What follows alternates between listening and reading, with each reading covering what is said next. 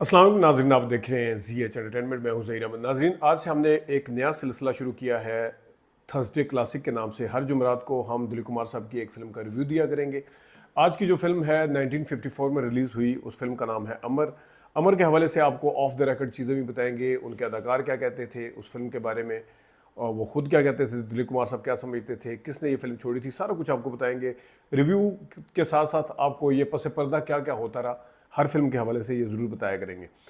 तो महबूब खान साहब 1954 की आने वाली इस फिल्म अमर के डायरेक्टर थे। उससे पहले वो आन भी बना चुके थे, उसके बाद में भी उन्होंने मदर इंडिया जैसी फिल्में बनाई, बड़ा उनका नाम है।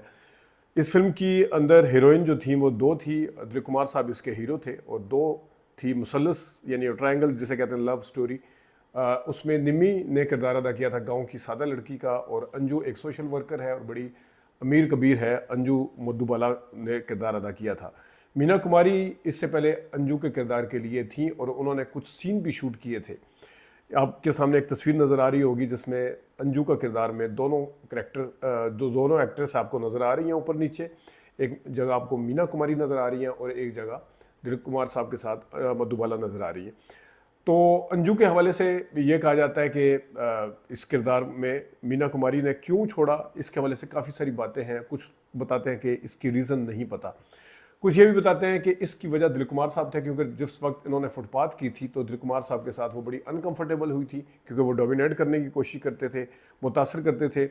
और जो भी वजह थी, एक रीज़न का अंदाज़ा ये लगाया जाता है, क्योंकि हालांकि उसके बाद उन्होंने आज़ाद की, फिर उसके बाद उन्होंने यहूदी भी की, और दूसरी फिल्म एक और फिल्म भी थी वो भी की, लेकिन उस वक्त इनके हालात आपस में अच्छे नहीं थे। फुटपाथ क्योंकि 1953 में आई थी और ये 1954 में आई, तो उसकी शूटिंग के दौरान ही इस किस्म की बदमज़गी हो चुकी थी। तो जब इसकी फिल्म शुरू हुई शूटिंग, पहले उन्होंने हामी भरी, उसके बाद छोड़ दिया।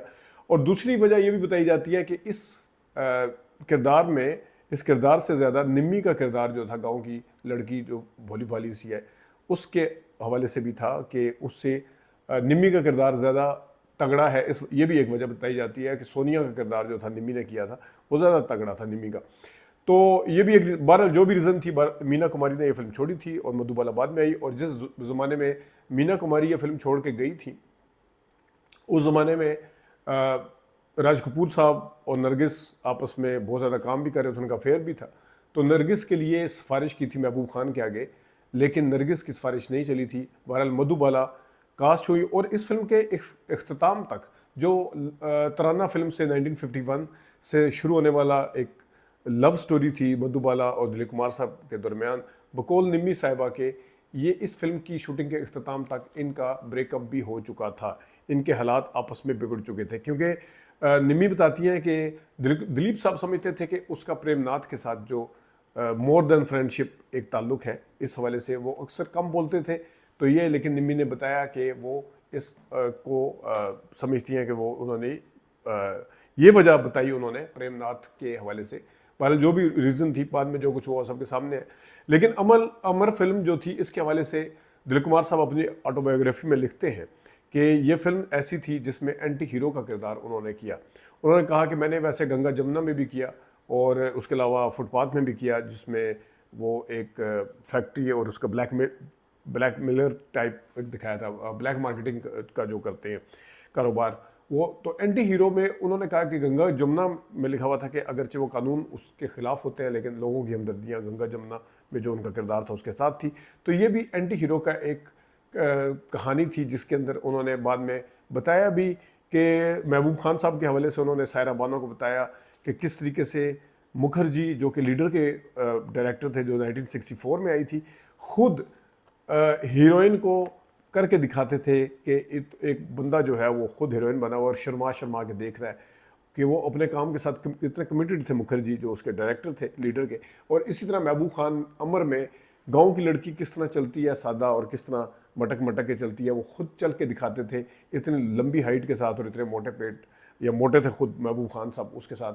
तो वो उसकी कमिटमेंट दिखाते, उन्होंने बताई कि ये कमिटमेंट होती थी उन लोगों की। बहरहाल एंटी हीरो के हवाले से ये भी है कि इस फिल्म के हवाले से बताया जाता है कि ये एथिक्स की एक के दरमियान में रहते हुए एथिकल टसल जो थी बिटवीन डिज़ायर और फैक्ट्स, यानी एक फैक्ट क्या है, हकीकत क्या है, और उसके और डिज़ायर के दरमियान में एक बड़ी ज़बरदस्त कन्फ्लिक्ट थी, क्योंकि इसके अंदर हीरो जो है वो रेप कर देता है हीरोइन का, जो सेकंड हीरोइन है, और इस तरीके से वो फिल्म आगे बढ़ती है। और वो जो अंजू उसको पसंद करती है दिलीप कुमार को, उसको नहीं पता, लेकिन दिलीप कुमार साहब उसके साथ मंगनी करने के लिए या ब्याह करने के लिए तैयार नहीं है।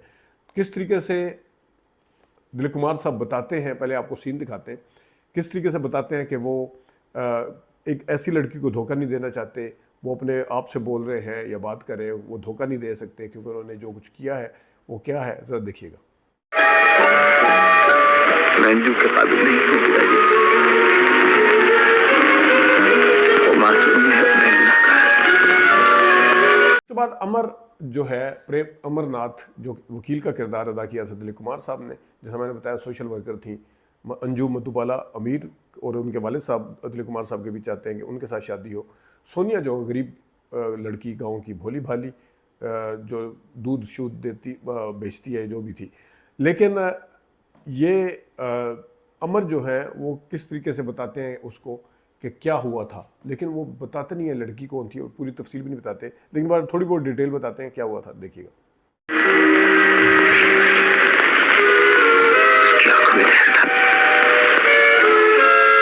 उसकी आंखों में जहर था। एक और गाना है तेरे सदके बलम, ये बड़ा मशहूर हुआ था अपने ज़माने में, देखिएगा।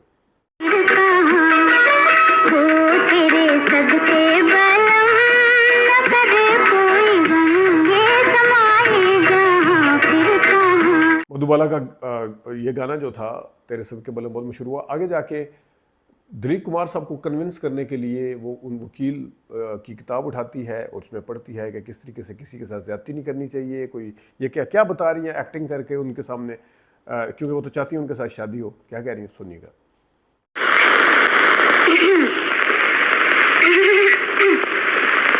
दुनिया की सबसे बड़ी अदालत इंसान की अपनी अंतरात्मा है, उसकी आवाज को सुन। आगे जाके निम्मी को जब, यानी सोनिया को मजबूर किया जाता है कि तू ब्याह कर ले, वो कहती मैं ब्याह नहीं करूँगी, जो मर्जी कर ले, मेरा मार दे। फिर उसी 1 मिनट के बाद जाके वो बताती है कि मेरा ब्याह क्योंकि हो चुका है। कैसे है वो, क्या निम्मी कह रही है, देखिएगा। मेरा ब्याह हो चुका है।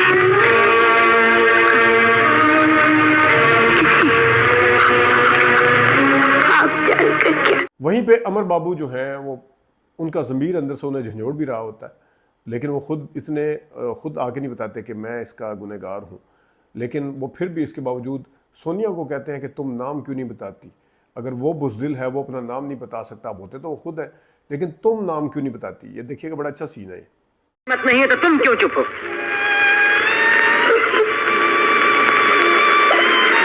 बता दो वो कौन है, बता दो वो कौन है।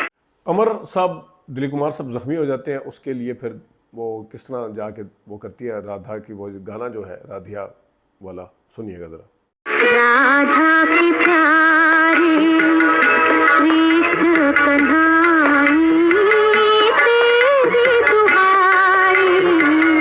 अंजू को किस तरह पता चलता है कि सोनिया है वो लड़की जो अमर के ज़िंदगी में आई है, वो उसकी दुआ सुन लेती है, वो दुआ क्या मांग रही होती है, वहाँ से पता चलता है, देखिएगा।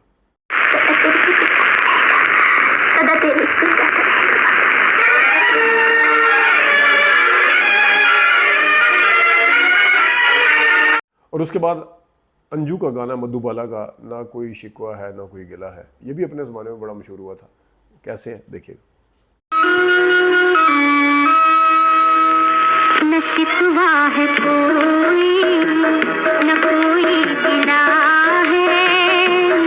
आखिर में अमर बाबू जो हैं वो अदालत में जाके एतराफ़ करते हैं कि जनाब मैं ही वो बंदा हूँ जिसने सारा कुछ किया है। वो क्या एतराफ़ था, देखिएगा।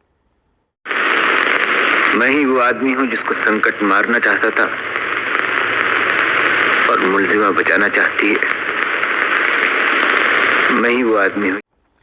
ये कुछ हमने आपको अमर के सीन दिखाए, और इसके अंदर वो सीन भी बड़ा ज़बरदस्त है, वो आप खुद देख लीजिएगा, जिसमें उसको पता चलता है कि इसके बच्चे की माँ बनने वाली है अंजू को, जिस वक्त पता, उसका रिएक्शन बड़ा ज़बरदस्त था। तो ओवरऑल इस फिल्म में दिलीप कुमार साहब के अलावा निम्मी का किरदार ज़रा ज़्यादा भारी था, क्योंकि निम्मी के किरदार के अंदर सारी क्योंकि कहानी उसके गिर्द घूमती है। मशहूर जो अदाकार नसीरुद्दीन शाह साहब, वो शोले को भी बड़ी फिल्म नहीं मानते। वो अक्सर कहते हैं मैं शोले को बड़ी फिल्म नहीं मानता, तो वो शोले को भी बड़ी फिल्म नहीं मानते। वो दिलीप कुमार साहब कोई उतना बड़ा अच्छा अदाकार नहीं मानते। वो कहते थे कि दिलीप कुमार साहब ने कोई इतनी ख़ास अदाकारी नहीं की। लेकिन दिलीप कुमार साहब की बहरहाल आप ये फिल्म देखें तो आपको जिस तरीके से एंटी हीरो के किरदार के अंदर एक दबा दबा सा बुझा बुझा मतलब है, जिसको अंदर से गम है, अंदर से दुख है या पछतावा है कि मैंने क्या किया है, उस हिसाब से दिलीप कुमार साहब ने इसके अंदर बड़ी जानदार अदाकारी की। और किसी किसी जगह हम पाकिस्तानी के हवाले से जो संतोष और दर्पण को जानते हैं, इस फिल्म के अंदर कई जगह दिलीप कुमार साहब के डायलॉग जो है ऐसे हैं जिसमें बहुत अरसे के बाद या कुछ सालों के बाद या उसी ज़माने में 50s में संतोष भी दिलीप कुमार साहब के नक्शे कदम पर चलते हुए उनकी तरह डायलॉग बोला करते थे। ये था महबूब खान साहब की फिल्म अमर का रिव्यू, जो कुछ आपको पसे पर्दा बातें भी बताई। अपना ख्याल रखिएगा। अभी तक के लिए इतना इजाज़त दीजिए। अल्लाह हाफ़िज़।